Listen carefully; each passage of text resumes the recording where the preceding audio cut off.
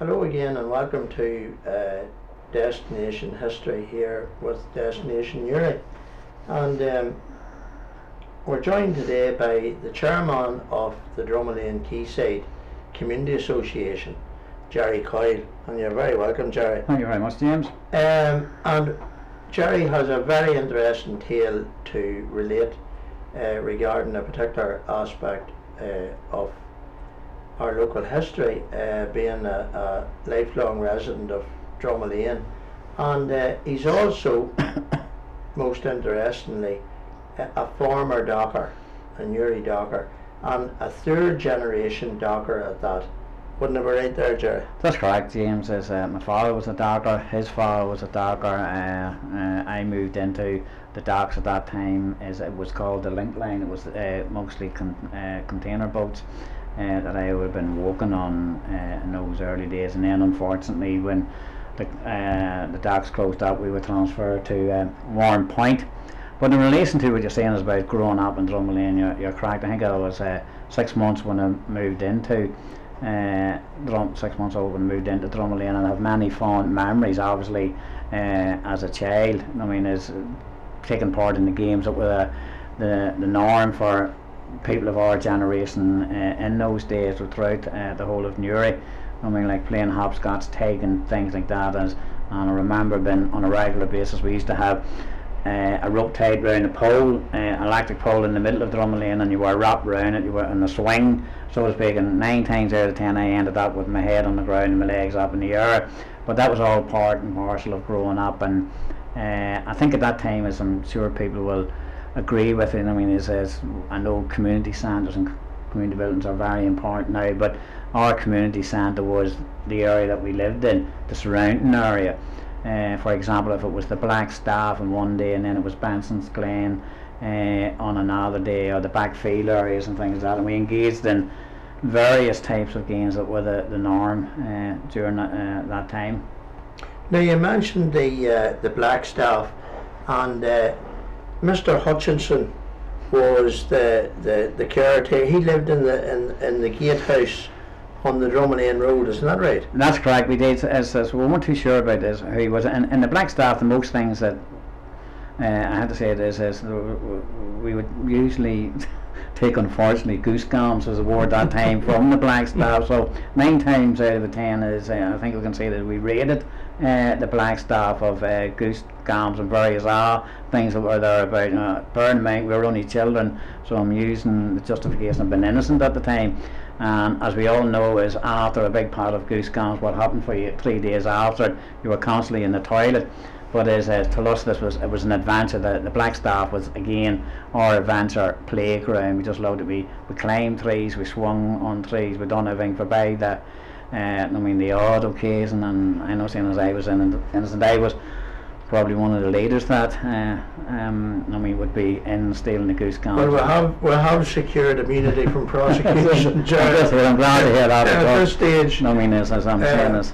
But in 1950, the Dromolane housing estate, the first houses were allocated, the 20 houses. That's correct. And some of the tenants, the original tenants, are still there in those houses.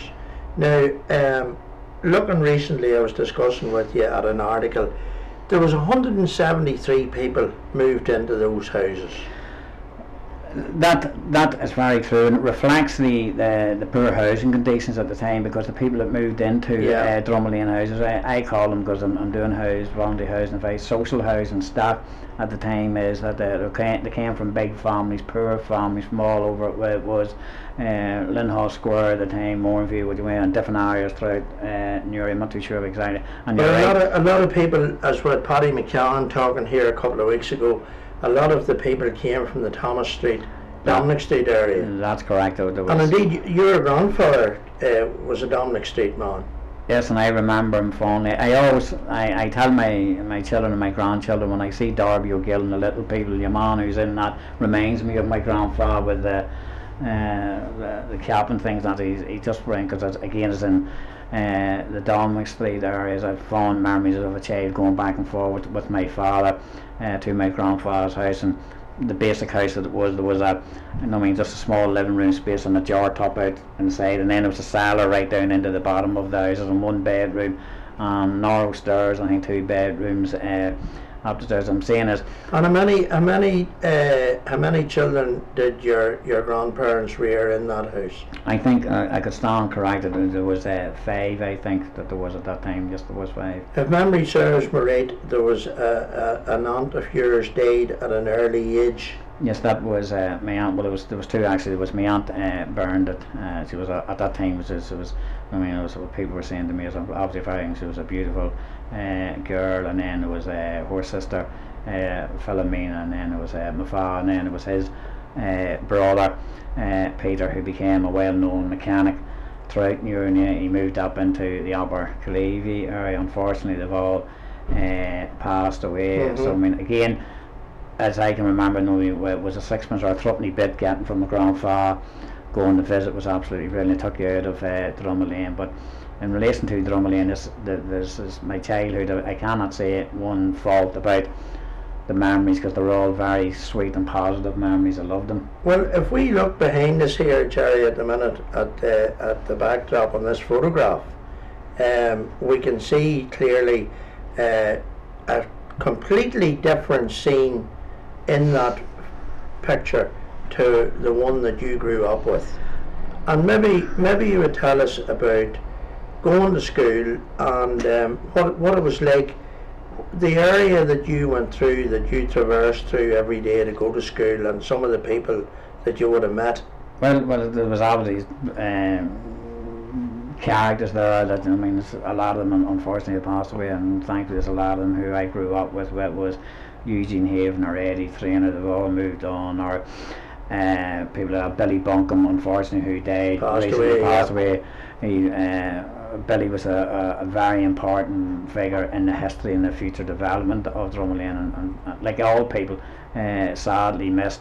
The normal day would be I was going to school early in the morning with a school bag, going down what we call the backfield area, which is now the large playing area where there was a bit of waste ground, and walking up to when I first started school, I actually went to St Clair's convent school, because it was part at that time that you had spent a year in St Clair's. Then moved on to then moved on to the Albury primary, and then I moved from there, and I had some difficulties growing up there, because at that time, believe it or not, I was a very timid and shy individual. I never would have believed that. No, I'm telling you, I was, and I tend to be, I mean, that sort of thing is the usual thing, is I've been bullied, and so I went through things that I'm sure many other people went through also at school, but again, fond memories. So I stayed on there, and I moved from there to St Joseph's. Then I done a transfer test from St Joseph's and moved on to St Coleman's College. Then left there, went into work, and then I ended up being on the docks in Newry. And you talked about going to the Abbey. What was it like then, Jerry, walking up the Fadham Lane when the port was working as a young boy? What is your memory of that? James, it was unbelievable. It was obviously the connection with my father and my grandfather on the docks. I had a strong connection. Everybody who lived in Drummond Lane had a strong connection with the canal and the basin and the docks, and all of that entailed with the ships coming up and down. As I referred at one time before, is the banana boat would be passing, and we'd be all out on the canal bank, and the sailors would be throwing the bananas out. Listen, this was something that we looked forward to, you know. I mean, what you get, not saying as a result of social deprivation, but it was very seldom in those times that you seen a banana. So when you seen the banana boat, you took advantage of it passing. But then, as you're saying, you're right there, as going to school, you would see the docks, you'd see the cranes, where it was the oak, the walnut, and things like that. There, you see them passing, you see the dockers and the sweat running off them, and my father included, how hard they worked. And I mean, as I still see it today, these are my heroes. Everybody regarding the maritime history of the docks, whether dockers, sailors, or whatever the connection is, they're heroes. I'm glad, can I intercede here and saying is that it appears now that they'll not be forgotten. And I think as these type of people, the history, which I am very proud of, anybody that knows me, is I go on and on and on about the history of Drummond Lane with its townland and its neighbourhood. We have a strong history and a proud history and a culture. I think it's been lying dormant for a while, and I think it's just important with the Maritime Association or us or our people that we bring life to that and develop that history that becomes known more so into the public domain. Well, you've touched on the alliance which the Newry Maritime Association has now with Drummond Lane Quayside Community Association and the Maritime Project, the tribute to all the port workers.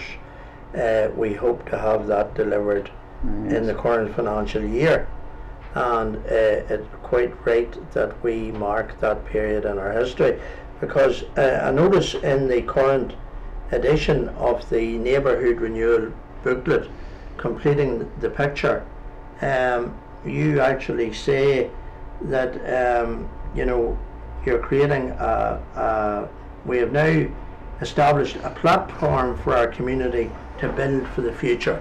And of course, to build for the future, you have to recognise a past. Totally agree 100% with that, James, because and not just recognise it. What I'm saying is make sure that the past is never forgotten. Particularly we're touched on the maritime history. There's other things there with the Drummond Lane Mill, with John Mitchell, with things like that. There's a history there. It's in many respects, unfortunately, it's untold, and I think it's incumbent on us that we not only just promote that history, but make sure that we do what we can to develop and it remain in the public domain. I think it's an excellent idea for buying, rightly so, the tribute that we're both in partnership with DSD and Newry District Council have agreed to put there for the dockers and the seafaring community. Is that the very important aspect is the education factor, as you know yourself, is the book that's going to be drawn up by local historian Anthony Russell, and all of that entails, and the good work and the excellent work you are doing, going to different schools, telling school children about this history, and they're amazed, because I was at one, at the pleasure of being at one in St Malachy's, where they were amazed about this. They didn't know, because when they heard about the basin, the first thing they thought was the quays. Or the Buttercrean Shopping Centre. They don't know what took place there, was 50 years ago or 100 years ago, and I think the book to me is just as important as the tribute to the dockers and the seafaring community. Well, of course, we jointly see this maritime tribute as a catalyst, springboard to a bigger programme for the area. And a lot of people don't realise, they associate the word Drummond Lane with the housing estate, rather than the townland or the electoral ward, which a lot of people would be surprised to know runs from Clog Chapel. Clog is actually in the townland of Drummond Lane, Clog Chapel, and it of course runs down along the Chancellor's Road, bringing in Glen Hill, Bridge Street, round into the Albert Basin, and down through Greenbank, bringing in Park Esler, which is all part of Drummond Lane. And as you say, the font of history that's there, with the distillery, with Fishers, the port, and Drummond Lane Mill, and even the church. We'll go back there. Was John Mitchell. Was Fisher give to the church at the time? But it was my understanding that it's as I'm saying, it's I'm sure our Irish can totally on top. Yes, I'm sure our Irish. Well, I think in fairness, Jerry, every area has their own history, but I think in our area we have a particularly unique vein of history. Yeah, totally agree. If we go back to John Mitchell, and nobody better to talk about than Anthony Russell, who's an expert on John, so we better him going into detail, but I'm sure most people are aware of my generation, even previous generations, of exactly who he was and the role he played in Irish life. But if you even go back to there, and then we go back, I know I keep alluding to the docks with the dockers, and I still say it is that they played a pivotal role in the future development of Newry as it is now, and they played a pivotal role in the everyday life of Newry as it was then, and I mean, they left a legacy that's and a story that is now, thankfully, through our partnership and particularly the work you're doing, is now being told for the very first time and will remain to be told. So I always say that you know, we have our own Titanic Quarter in Uri. We do. We have. It sometimes amazes me when I reflect on it, as we mentioned about the distillery, the mill, about John mentioned about the port, about the Drumley and Chapel. If you go up as far as Clog, not you get more history down by Park Esler, and try you go back to the Cistercian monks. You can go back as far as that, and this is a resource that needs tapped into, because when we do tap in, which we have, let's bear in mind this isn't just going to be so important for the townland of Drumlane and its neighbourhood. It's going to fit wide in Uri area. It's going to be in relation to tourists. It's going to have major economic benefits in Tuam Rounds, and as you said, you rightly so referred to our Titanic Quarter, and it's, as I repeat, it's incumbent on people and us that we promote this, what we call our Titanic Quarter, and we not just promote it, we further develop. We go through the process that you have rightly so and clear credit done with was the unveiling of things that recently took place down at the Locks, where it was the Fisher Park thing, the way we are now with this tribute to the maritime history thing. Those are the sort of things. I just want to say this isn't the end. This is only the beginning of what I see with our partnership and different other things to promote all aspects of life, past and present. Well, Jerry, when you look back even to when we were going to school, and the transformation of the area with the building of the what we still call the new road through Newry, and the demolition of that whole area from Annie Dowdall's pub at Abbey Yard, right down through Jerry McArdle in William Street, Brady McClellan's vegetable shop, then the row of pubs from Paddy Haver's Dublin House. Yeah, because I mean to interrupt Tommy this, Casey's. when, as like most doctors, I was in most of them pubs at one time. And they were iconic. Yep, they were. In their own way, weren't they? Yeah, we had the Dublin House at the corner, and we had the DSI, we had Casey's pub. I can remember very clearly going into Casey's pub, it was all sawdust on the ground, and can I say that if you used any swear words, you were barred. I mean, it was very slick about that. Dublin House was sort of common to be used. There was a difference from one end of the street to the other. And I'm not too sure of the name of the pub. There was a pub there in the middle. If you remember, there was Eddie McGraw's barber shop was there too. Cassidy McGill. Yes, there was. And then Eddie of course was the successor to his uncle Charlie. Yep. And everybody got the same haircut with Charlie. There was no. That's what this. Yeah, and I remember there was an hour barber just beside the Frontier. I know there was a steady shop there, and the Miss McCourt's. Yeah, I'm saying that. And I went in there. My father, Lord Myers, used to take me in there, and I was petrified into him because I don't know if he was 80 or 90 years of age, but he had the shakes constantly, and he was going like this here. I'm not saying what way I left, because when I used to come home, my dad had a habit of, I mean, it was very liquor, whatever you want, spitting on your head and pushing the back. It'll be all right, son. Be all right, son. That sort of thing is, and I mean, and in those days, I mean, the haircut was a haircut where it cost $6 or a shilling at the time. Not too sure. That said, you accepted it. And then where Newsround is today with Pope Murphy. Yep. And they had a wee sweet shop there, and also. There was a garage or something there too. Jack McAteer's. Yep. Okay. And then in earlier days, Tommy McKeown had a boot repair cobbler shop. Yep, that's correct. On the in that corner, an old seaman too, and of course, very important then, Jimmy Hutchison and Bertie. Yep. In the bike shop, the bicycle repairs. Very popular shop. That was just, I think that was beside Charlie McGraw's. Yeah. That was next door to that. So you had the Dublin House, you had Charlie McGraw's, you had the bike shop, you had an art pub, and then you had Casey's in the end. The pub in the middle was Cassidy and McGill, later Cosgroves. That's right, yep, and I think there's Councillor Feely later bought that pub. Councillor Feely was there. I think he bought it, didn't he? I think I'm not too sure.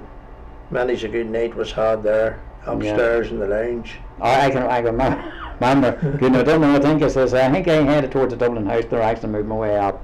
I mean, because I think being a wee bit was a wee Well, I suppose, like, when you think of it, a man could have participated in a fair pub crawl along there, couldn't he?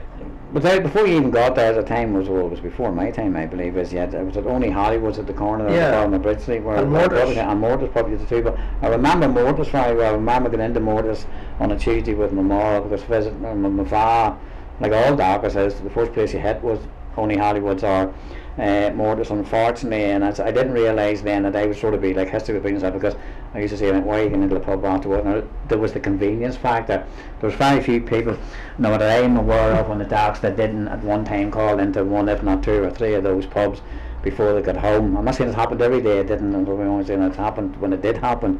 I mean, in my case, I'm not too sure about every day. I'm not going to say it was or not, but it was part of the life. It was the norm. It was, I mean, it was acceptable where it was or not. Maybe it wasn't acceptable as where it was. When you think of family at home, saying, "Where's he at this time?" And I love the time, isn't it? And you, I only called in the Mortis for a few pints, so to speak. Heck. Well, Jerry, when would you say times were hard when you were growing up in Dromlane then? At that time, being a child, you wouldn't realise they were hard. I'm sure they were hard because my mother, Laura Merson, was to me a saint. Like I'm sure everybody thinks of them all as she put us forth and done without ourselves. As I explained a wee bit earlier, you had the rag and bone man coming around, and I can relate this as you got for an ordinary rag or something that you got a balloon for, and everybody at that time wanted one of these cameras that you looked in and you could read, but you had a Wallen, types of Wallens. So lo and behold, there was one day I says, I need one of those cameras. So my sister Laura Merson is, I went into her cupboard and took out, I think it was a brand new Wallen jumper, and transferred it to the Rag and Bone Man for this. And she asked, Tina, was it? That's Christina, and she went obviously very annoyed. Where's my new Wallen jumper now? Through my hand, I couldn't tell you. Nothing to do. I never seen it. Getting all I was so excited. I was sitting in the corner of this wee camera, because at that time I thought brilliant deal. It was the trans. I was happy enough that I had the camera, so I didn't really think about it regular on. But I'm saying that, and there's so many. We had. I sort of feel sorry for the generation now. But I'm not saying they don't have a childhood. My childhood, through the tough times, there was 11 altogether through time in my family, and there was my mum and father and there's 9 children, and I'd be honest, we were sharing bed. I shared a room with my brother Joseph, and I had sisters who were sharing beds at that time, which I'm sure was the norm throughout Newry. But you weren't conscious that they were hard. You're conscious that they were happy, because you would go, as I'm saying, is that the world was your oyster. You were going, one day you would be in Dromlane, the next day you were 3 miles down in Benson's Glen, which is near Meath, and you walk from there, played in there, and then walk back.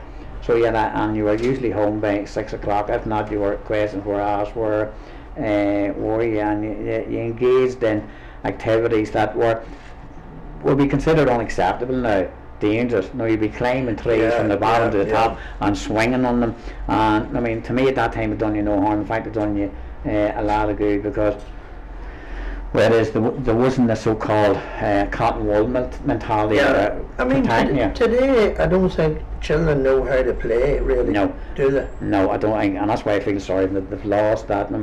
If you ask a child in years to come, can you remember your childhood? Oh yeah, I remember the PlayStation 3 and the Xbox, and I remember this and that. But if you say, do you remember the play? I didn't have to go out to play, because I just say this was my play, because the Xbox, and I have to say this, I'm a PlayStation 3 fan. I have one in the house, so I have no problem with PlayStation. So I don't think I'm up to speed with all the zombie type games now.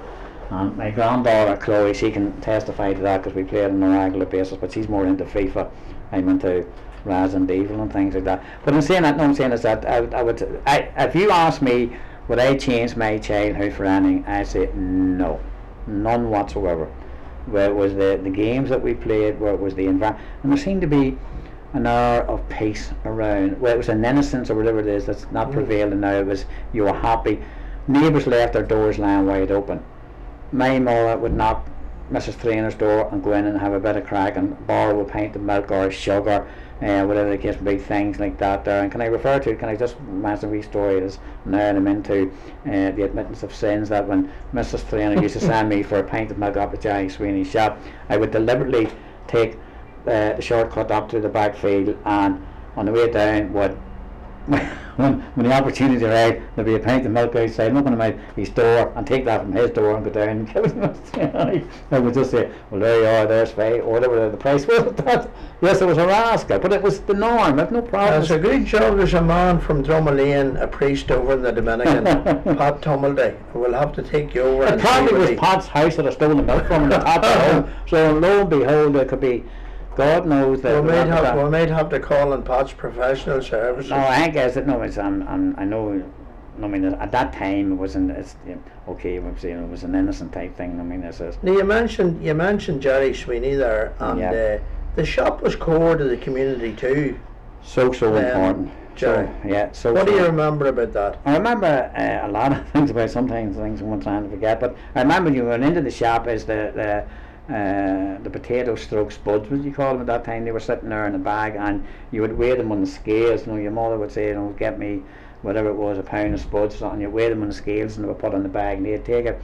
And there was people, and I refer to obviously being my neighbour Annie Train, would say to me, will you go up and get me 2 slices of bacon and 2 eggs? Now I can imagine going to Sainsbury's or when Tesco's come, I've got to have 2 slices of bacon and 2 eggs, please, to take home. Will you put them in a bag? You'd be thrown out of the place. But you went and you done that, and you were saying, and I knew then that people in Annie's house were having bacon and eggs, but breakfast rice torn. I said, I don't think we're going to have that because there was 9 of us. And then of course the tick book would have been very important. The tick book was very important because obviously we're going through hard times and poor times, and to Jerry's credit, he allowed the tick book to a certain extent, but I think he didn't take too kindly in that, because I was saying my mother wants 5 Woodbine and a Collins powder.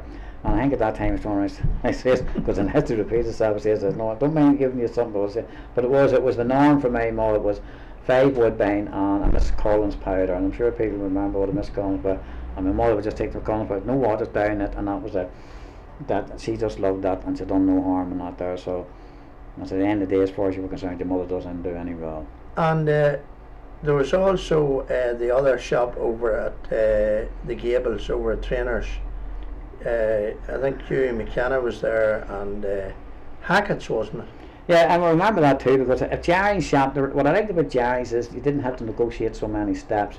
I mean, you can go up the hill and there was 3 steps. When you went to Trainers, as you said, one, it was a longer distance away, but it seemed like as when I went to, I can imagine this is a great wall of chain that were reflected on that. There was something similar to Trainers shop. You had that to go through it. So I think in hindsight, it prepared me for my future tracks in life, particularly the wall of chains.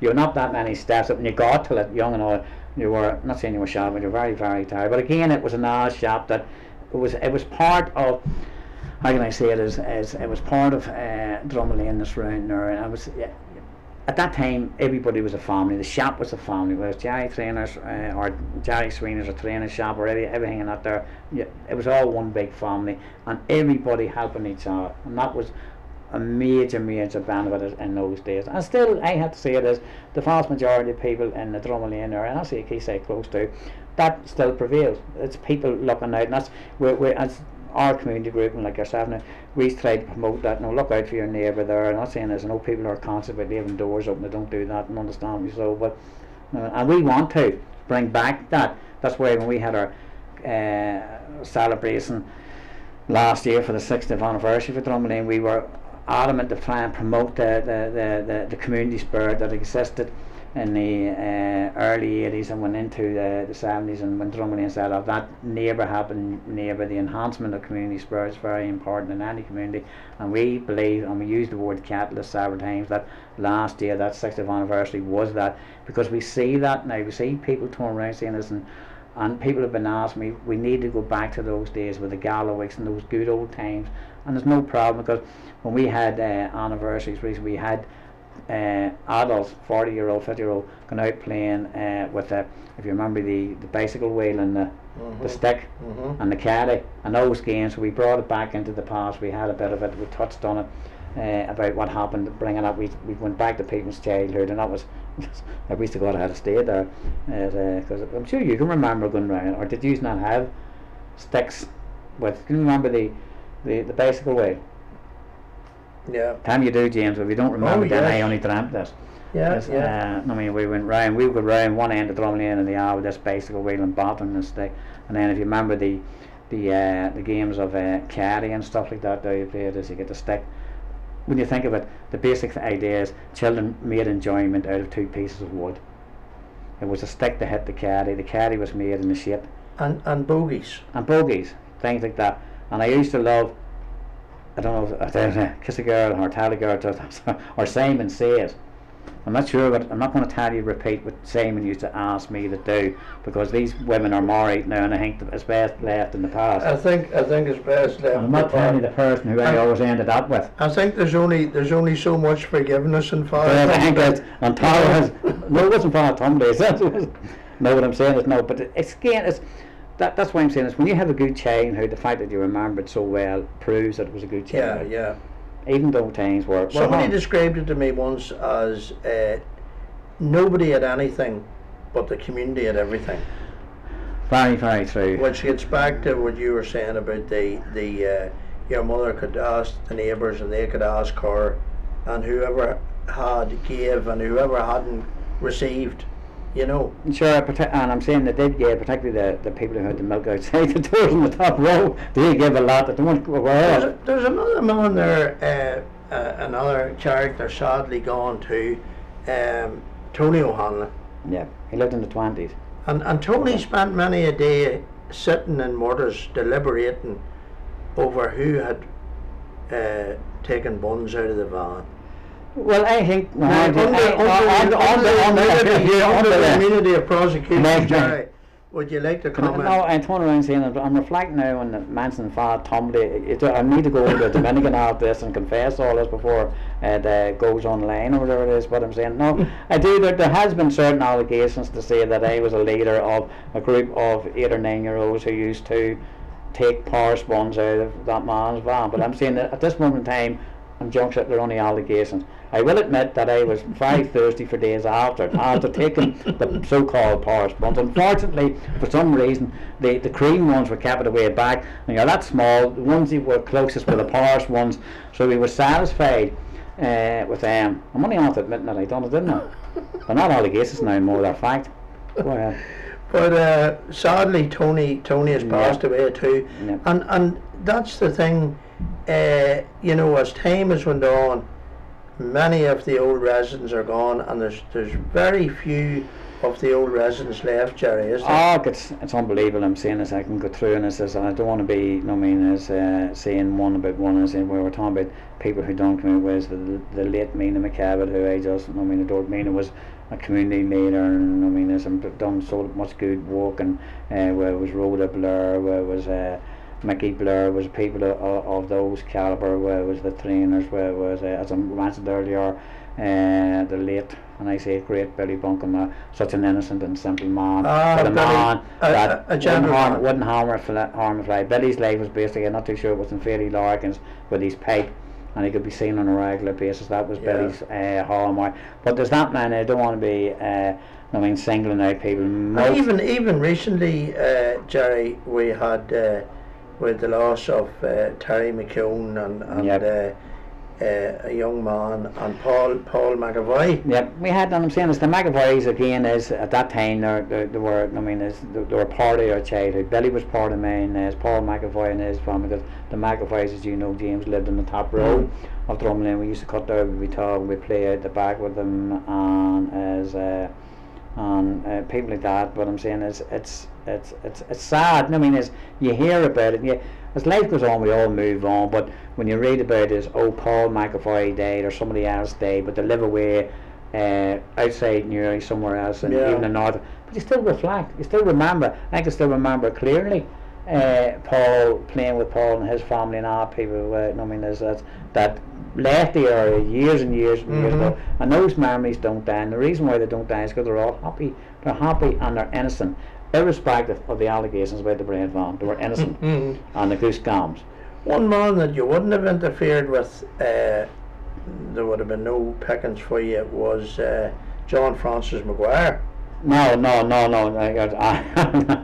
I doubt very much that it'd be. I mean, it's him on the family circle, so to speak. John, they used to collect for the pigs. Yes, I remember they had a refuse. There was a horse, a pony and cart. Donkey and cart. Well, they had pigs. I think they had pigs down where the St Vincent de Paul is now in Bridge Street. I think they had a few pigs there. And at that time, let's be honest, people saying this. Look at them, refuge, and look what happened to them. Look how they developed. Look how well they got on in society, because it wasn't a normal thing to be going around as. And I ended up as believe it or not, as doing the same myself for a a relation of mine that lived out. I'm not too sure, Durralaki, and I used to go around with my bro and get refuse too from him, and he had pigs. But the only thing I got from him was a slacks and box at Christmas. Well, the another very important aid to the community then was Fisher's Coal Yard, Jerry. That's correct. Well, there were benefactors in many ways to the community. Of course there were. I mean, if you mention the coal yard, you had to mention Fisher's, where they were all in one room, and you had to mention the docks and the boats. You had to mention Fisher's because they. And I was thinking, Jerry, more as you're bearing your soul today. About the church. You might have told us about the prams and the use of the prams to the pile of coal that used to sit again, those were allegations, that unsubstantiated allegations that are not at liberty to divulge. But I could tell you who did do it, and probably we as. Well, I had to admit on reflection that there was, because close proximity. You had to understand, we're talking about hard times here. There was a coal yard and there was a massive amount of coal there for the taking, and I don't think Mr. Fisher would have minded an old pram full of coal been taken from the premises, knowing right he was going to heat up certain homes in Drummond Lane. I don't think he would do. I'm supposed I had to go to Father Tomlin. I must take note of this. I have all the what I have to confess, from the power sponge to the coal. I think Father Tomlin will be busy. Yeah, I think he's going to have a busy weekend if I go over to see him. But seriously, it was different days, and people really needed that coal out of necessity. I remember reading articles of the 30s and 40s.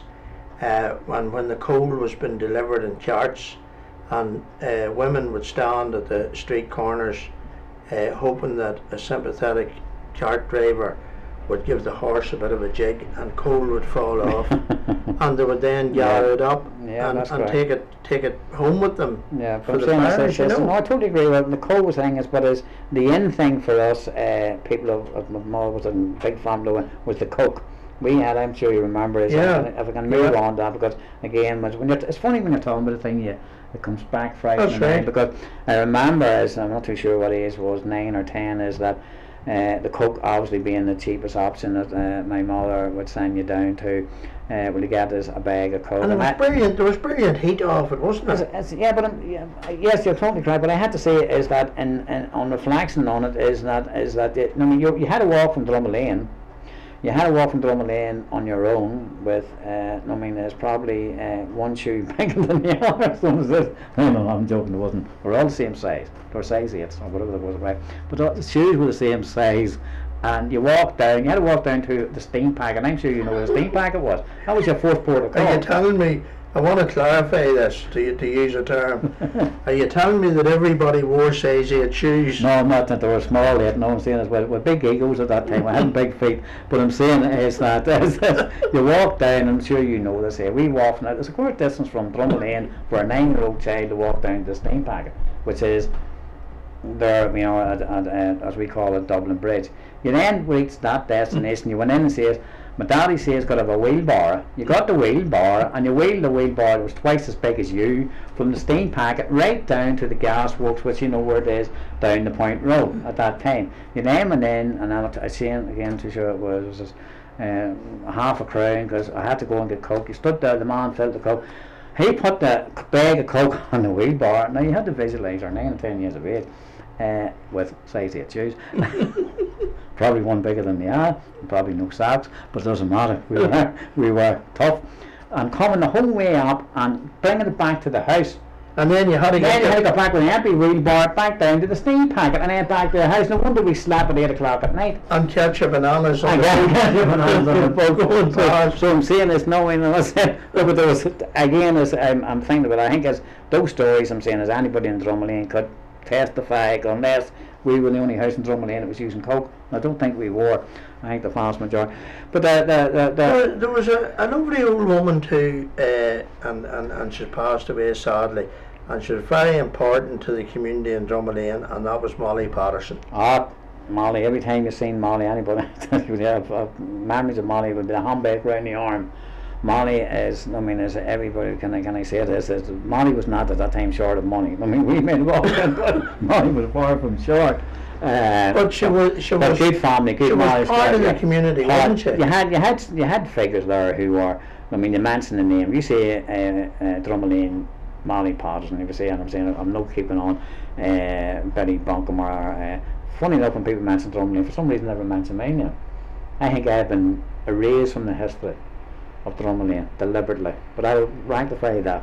It's always these. Not at all, Jerry. I'm only joking. I'm only joking. You'll be, there'll be I'll go down in history as something. There'll be a figure of you in the middle of the park. Aye, but for the board. Memories of Lord Kitchener, your country. Your area needs you, because Yeah. I often refer to that as when I'm. Did you know that there was a fireman with Lord Kitchener from Boat Street on the HMS Hampshire when he was down? I didn't know. Just that. a trivial piece of I didn't know. I'm information for saying you. you're the expert in the market. No, but I didn't know, but it's I read that. it's not just reading it. It's when you go deep in it. You start off at a point and you go deeper and deeper. You'd be surprised. And I've seen we've seen it. It's not just our area. It's every area in Uri and throughout the north of Ireland probably had the same. But you had to take that step to go deep, research, find out, and you're going to be surprised exactly what you discover. Amazing stories like that, and amazing stories that we went through our childhood, through the history. And as I said, I left Dromlane, I'm thinking, when I got married, and the less I say about that the better. I left. I said I wouldn't go with that, and then I came back down. I think it was 1985, and things was this, and I can remember clearly is the first thing I done is, for some reason, is I threw my head into community work, and that's how I began.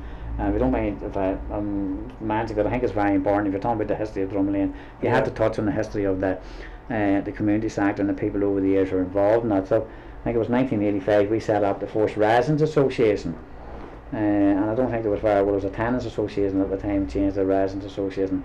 The first thing we done is, and I discovered when we went round the area, we were shocked at how neglected the houses were at the time by the housing exam. I went into some lady's house on the top row, and the fireplace was actually in the middle of the floor. It was away from the wall of the fire, and that shocked me. This was an elderly lady, a nice lady, and then hands falling out, doors hanging off. We said we needed to do, so we got together, and let's be honest, is we got repairs done. We then, which I know, well, I'm sure people remember, in 1989, we got a scheme that at that time cost £850,000. That was a massive scheme. That was amazing. Parliament Brothers done that. There was well.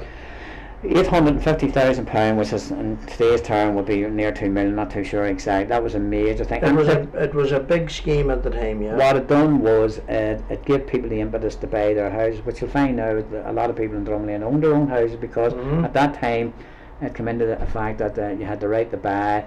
People were getting a house for maybe £3,000 or £4,000, and they had the incentive, because prior to that, who's going to buy a rundown house? Central Heating, all the so-called mod cons with a discount. So it was happy days for people, and I was delighted to see that, and things moved on from there. And then you had there was a follow-up scheme to that. Well, I'm saying we kept on with scheme, but I'm saying is that the scheme you're probably referring to is what used to be called Fadden Park at that time, which is in the beginning of it. It was an absolutely brilliant estate. Everybody loved it. I lived there after I got married with Jeannie from 1977 to 85. Right. Were you about when I was about? No, you weren't. In Joe Patterson, the estate was still being built, and Joe Patterson was the watchman. Right. Joe used to have a hut at the top of the site. Yeah. And it was 1977 when we moved in, and our next door neighbour was Sean Patterson and his wife Marion. Right. I can't remember. I can remember the beginning of it because I'm saying I didn't live at the beginning of no, it wasn't in 77 or 78. It was, I think it was first November 1977. 77, yes, that's when we it was. We moved into it. I happened to be living in Barcroft, I think, at that time, and then I came back to be doing what I did decide to do. Remember, and you're right there in Drumlane, 1989, 2.5 years. It took 2.5 years for that scheme, £850,000. My Pardon Bros, who owned the Canal Court in Carrickdale, they were the contractor.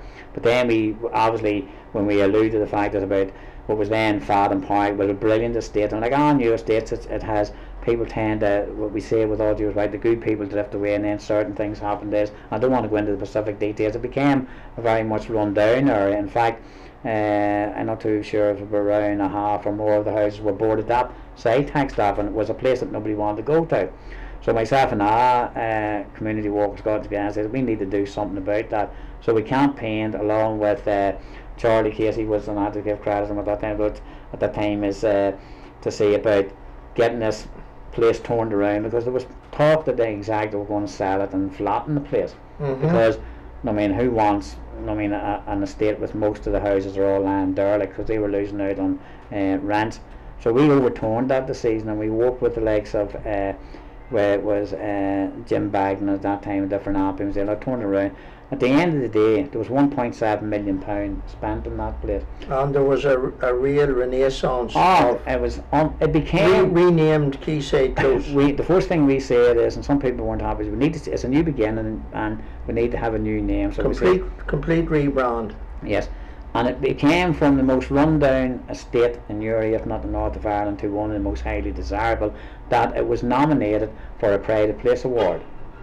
But we went down, we weren't successful, but as Newry District Council says, listen, we're going to nominate this, it was a Pride of Place award. It takes place throughout. People got a sense of identity back, a sense of pride, a sense of community. And as you say, the impetus was there then to look after the area, and they weren't going to stand for people and perpetrating acts of antisocial behaviour. No, that's what I'm saying. Yes, no, to people, the most important thing is, if you live in an area, you must have a sense of pride. You won't have a sense of pride in an area that's run down. No. How can you? That's why it was important that this area was regenerated. That not only regenerated, it regenerated the mindsets of people. That I know people who got here, who were on a waiting list, and everybody says, I want to move into Quayside Close, which was a dramatic change for the mentality was, I wouldn't move in there. Well, Jerry, just to conclude, it's all looking positive, isn't it? Well, for Drumlane and the Drumlane area. Well, I'm saying it, yes, and I need to. It's important as the chairperson of our committee and as a community leader for over 25 years, as I stipulate several things. Yes, it is looking positive. There is a feeling of that. The goodwill factor, the community spirit factor, people are there, they want to get back to the good days and different odd things. But that's why we are presently in an application to DSD for a new community building, which is going to be so important. Is we need this, and the young people are excited and talking about it. This would be an excellent opportunity for us. Is that if we get a true DSD funding again, is with Newry District Council, that this community building will be a base for people to go to, where we can bring back the good times. I think it's, as I say it at meetings, is the time is now right. This is Drumlane's time, and when I'm at meetings, and people on different community groups, I do promote and I do back them and I support. Every area needs it, but I think it's now is the time, because, as I'm saying, I picked it up from last year's celebration, the spirits there. This is the opportunity, and we must take advantage of this opportunity. The same way as the Maritime project, we must take advantage. Now is the time for it to be done.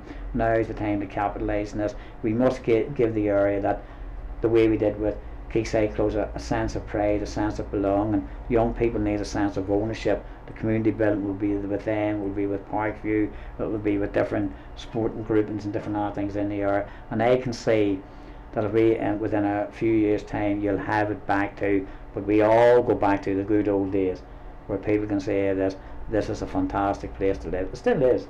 I'm biased here because I spent most of my life, particularly my childhood, on it, but it is. But I think it's important that community workers aren't on a stand alone and do a poison, and I'm glad that the council and I is working in partnership with us. You know, it's important that we all play a role, we work in partnership, because it's for the benefit of everyone concerned. And of course our rich heritage is inextricably linked into who we are today and where we hope to go. And the Maritime Tribute is obviously it's very, very important and an intrinsic piece of the development of the future of the area. Exactly. It's not just we aim for. We're not just saying in Drumlane Park and Quayside Close. That's not the main set. The main set's a broader remit. The main set is the townland and its neighbourhood. It is the business. It is farther down the Drumlane Road. It is down towards I'm saying the locks. It is that whole area. It is down by Park Air. It is in the canal bank, the middle bank. It is all those things. This is what I'm saying. And will be freely available to everyone. Yeah, as I'm saying, I'm not prepared, and no, you aren't prepared to say, okay, we got this project done. That's a job well done and move on. This is not. It is the beginning. It is the beginning of a new beginning of the future, not just for the townland and its neighbourhood, but particularly for the basin and the rich heritage and culture that has existed there and laid dormant.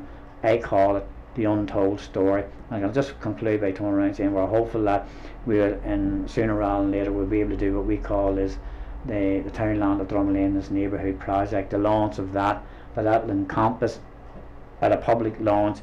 Talk from yourself, talk from Anthony Russell, talk from people who worked in Drumlane Mill, talk from people who worked within the maritime era and the Dockers era, that they'll talk with. And we had a plan, I think it is, in the local church, and a very obviously, I mean, in part, as we said, we call it the hub of life within that area, to talk with there, to invite people from all different sections. It doesn't just belong to Drumlane and Quayside. It doesn't just belong to it belongs to the people of Newry, and that's the way I see it, and it's all embracing. Well, Jerry, I look forward, along with the Newry Maritime Association, I look forward to delivering the Maritime Tribute, and as you say, I hope that it will be the catalyst to a bigger development programme for our entire area. Jerry Coyle, thanks very much. Thank you very much, James. It was a pleasure. Thank you.